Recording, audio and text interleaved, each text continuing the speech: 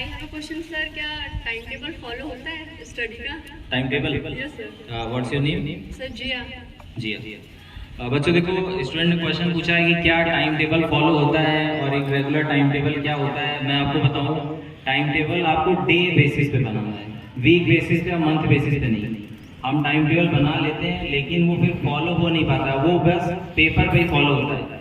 लेकिन अगर आप डेली टारगेट बनाओ, मॉर्निंग में उठते ही अपना डे प्लान करिए कि आज हमको 50 क्वेश्चन फिजिक्स में लगाने, 50 केमिस्ट्री में लगाने, और ये टारगेट बना के चलो कि आज ही अचीव करना है। तो डेली टारगेट्स बनाओ, एक डायरी बना लो, वो अचीव हो सकता है। लेकिन अगर वीकली या मंथली रहता है और उस पर अगर फॉलोअप नहीं जाता है तो फिर वो कहीं ना कहीं खो जाता है।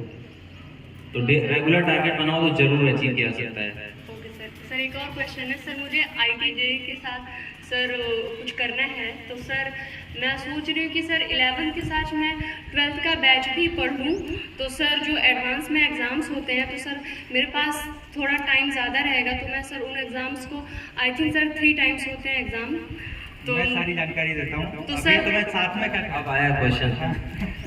तो सर मुझे वो करना है, तो क्या मैं 11th और 12th का बैच सर सेम टाइम पढ़ सकती हूँ सर कंफर्टेबली? 11 12 एक साथ पढ़ना यस है। सर।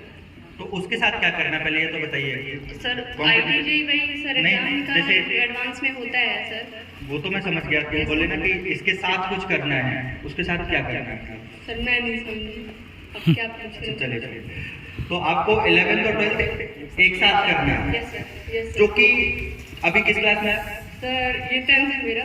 10th है, तो 11th से डिसाइड करोगे कि मैथमेटिक्स लेना है। Yes sir. देखो बेटा, होता क्या है कि 11 12 का ही पोर्शन आता है। पहले मैं जानकारी दे देता हूँ, फिर मैं आपका सवाल भी लेता हूँ। तो 11 12 के क्वेश्चंस आते हैं फिजिक्स, केमिस्ट्री, मैथ्स के, जिसमें 25 25 25 75 क्वेश्चंस करने होते हैं। अगर आप सही करते हैं तो +4 मार्क्स मिलते हैं, गलत करते हैं तो -1 मिलते हैं। मतलब आपका 300 मार्क्स का क्वेश्चन पेपर होता है, जिसमें ऐसा भी है कि अगर आप जो न्यूमेरिकल बेस्ड क्वेश्चंस होते हैं 10, उसमें से जैसे 25 है ना, 25 में से 20 तो है जो आपको मैंडेटरी करना है, और 10 क्वेश्चंस ऐसे होते हैं जिनमें न्यूमेरिकल बेस्ड होते हैं, मतलब नंबर्स लिखने हैं। उन 10 में से आपको 5 ही करने हैं पर सब्जेक्ट, ठीक है? तो ऐसे 25 25 एनी 5, 10 में से 5 कर सकते हो। तो वो जो क्वेश्चंस आते हैं वो 11th और 12th दोनों के आते हैं। क्योंकि आप क्यों ऐसा अननेसेसरी अपने ऊपर बर्डन लोगे कि आप 11th में हो तो आपको 12th पढ़ना है, आपको 2 साल मिलेंगे ना प्रॉपर। आपको 11th में 11th पढ़नी है, 12th में 12th पढ़नी है, समझो। क्योंकि होता क्या है, हर चैप्टर, हर सब्जेक्ट अपने लिए एक टाइम मांगता है। आप क्यों जल्दी भागेंगे? मतलब अगर कोई चैप्टर 11th का है, वो जितना टाइम मांगता है अगर आप नहीं देंगे और अपने ऊपर एक बर्डन डालेंगे तो मेरे को नहीं 12th पढ़ना है, 12th पढ़ना है, 12th पढ़ना है, तो जो अभी पढ़ रहे हो वो भी अच्छा नहीं होगा, और जब 12th आएगा तब भी आपका अच्छा नहीं होगा। तो एक परफेक्ट टाइम बनाया हुआ है कि 11th में आप 11th पढ़िए, 12th में 12th पढ़िए, ठीक है? और आराम से होता है, मतलब उसी को आप मैनेज कीजिए। आप अननेसेसरीली कोई भी बर्डन अपने माइंड पे मत डालिए। आज जो हम लोगों ने ये काउंसलिंग सेशन लगाया है, इसका मतलब ये नहीं है कि आपके माइंड पे कोई प्रेशर डालें, आपके माइंड के प्रेशर को कम करें। जो आपके यहाँ पे कुछ कुछ चीजें चल रही हैं जिसकी सही जानकारी नहीं है आपको, और आपको लग रहा है कि कोई बड़ा काम करना है जिसके लिए हमें बहुत प्रेशर लेना पड़ेगा, 11th में ही 2 साल का पढ़ लेते हैं, 3 साल का पढ़ लेते हैं, तब होगा। ऐसा कुछ नहीं होता। आप प्रॉपर देखिए कि क्या करना है, हमें कितना करना है, और 11th को 11th में पढ़िए, 12th को 12th में पढ़िए, और प्रॉपर टाइम दीजिए। जैसे कोई भी सब्जेक्ट है एक टाइम मांगता है। आपको देखो, जैसे जैसे आप जेई की तैयारी करोगे, नीट और जेई में थोड़ा सा डिफरेंस है।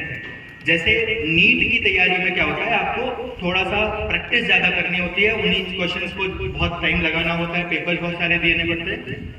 लेकिन जेई में क्या होता है कि जेई में आपको क्वेश्चंस के साथ डील करना होता है। हो सकता है एक क्वेश्चन आपको 4 घंटे ले जाए, 5 घंटे ले जाए, बनने को सर से पूछोगे 2 मिनट में बता देंगे। लेकिन जब आप खुद सोच रहे हो तो हो सकता है टाइम लगे, तो वो टाइम आपको देना होगा। मतलब वो क्वेश्चन की डिमांड है कि वो टाइम दो, उसके बारे में सोचो, ठीक है? सोल्यूशन अवेलेबल है, लेकिन आप नहीं सोच पाओगे ना फिर, तो कहीं ना कहीं वो टाइम हमें उसी में देना है। तो ये प्रेशर अगर आप पहले से बना लोगे कि मुझे 11 12 एक ही साल में करना है, तो कभी टाइम नहीं दोगे, सोल्यूशन की तरफ भागोगे। आप क्या करोगे, क्वेश्चन देखोगे, नहीं बना तो सोल्यूशन देख लोगे, तो उससे आप सीखोगे थोड़े थोड़े। सीखना है तो उसको टाइम देना है, और टाइम देना है तो 11th का 11th में टाइम दीजिए, 12th का 12th में दीजिए, ठीक है? और जो भी आपके टीचर्स रहे, जो भी आपको गाइड कर रहे हैं, उनकी बात मानिए। वो आपसे ज्यादा अच्छे से जानते हैं कि आपसे करवाना कैसे है। बस उनकी बात फॉलो कीजिए, आपको बिल्कुल प्रेशर खुद से नहीं लेना है।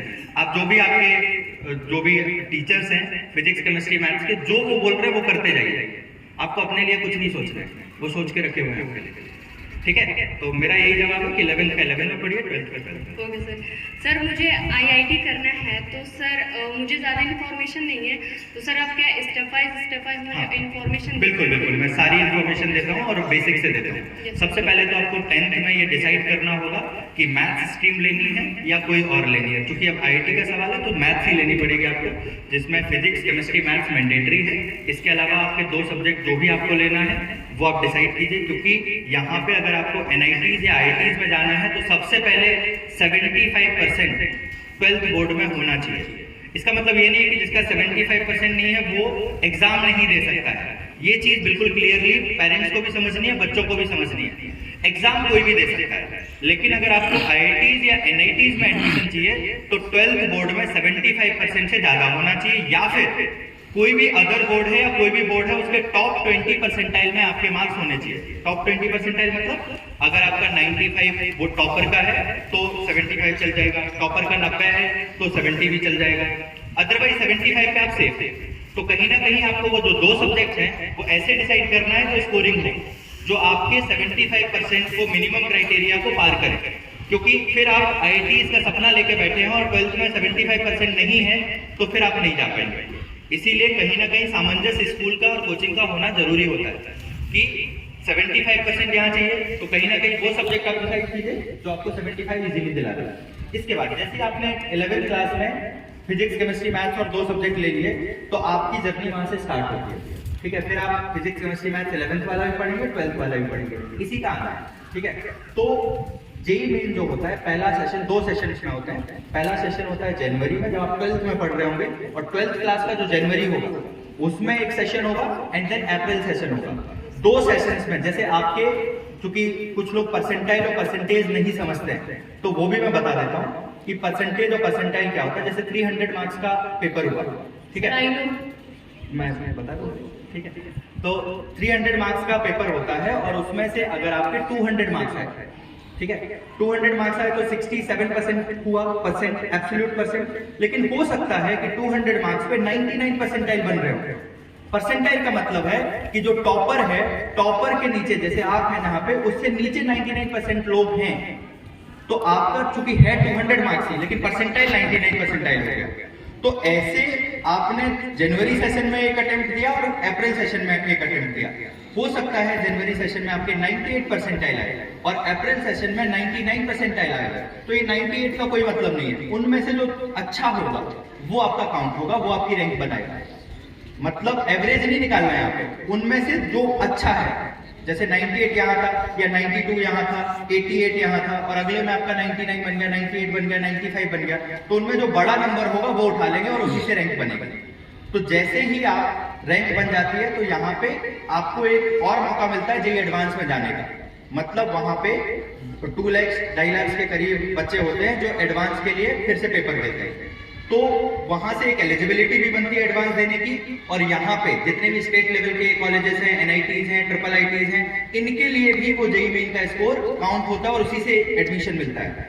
तो जैसे आप क्वालिफाई हो गए, क्वालिफाइंग मार्क्स जो हैं वो 89 के करीब होते हैं, 89 परसेंटाइल हो गया, कैटेगरी बेस में और भी हैं, तो वो सारी चीजें तो अलग चीज है। अगर आप 90 परसेंटाइल से ऊपर लाते हो तो वहां पे एलिजिबल हो एडवांस के लिए। देन एडवांस के 2 पेपर्स होते हैं 180 मार्क्स के, तो 360 मार्क्स में से आपको एटलीस्ट 10% जो है 10% स्कोर करना होता है क्वालिफाई करने के लिए। एंड देन जितना आप ज्यादा करते हो वो हो जाता है। एक इन्फॉर्मेशन मैं भी दे देता हूँ, अभी जो अपने यहाँ से सेशन 1 हो चुका है, सेशन 1 में 12 स्टूडेंट्स ऐसे हैं जिनका 99 परसेंटाइल से ज्यादा है अपने यहाँ से आकाश इंस्टीट्यूट इलाहाबाद, और 25 स्टूडेंट्स ऐसे हैं जिनका 98 परसेंटाइल से ज्यादा है, और 95 परसेंटाइल से ज्यादा 50 स्टूडेंट्स का है, और 90 परसेंटाइल से ज्यादा 91 स्टूडेंट्स का है।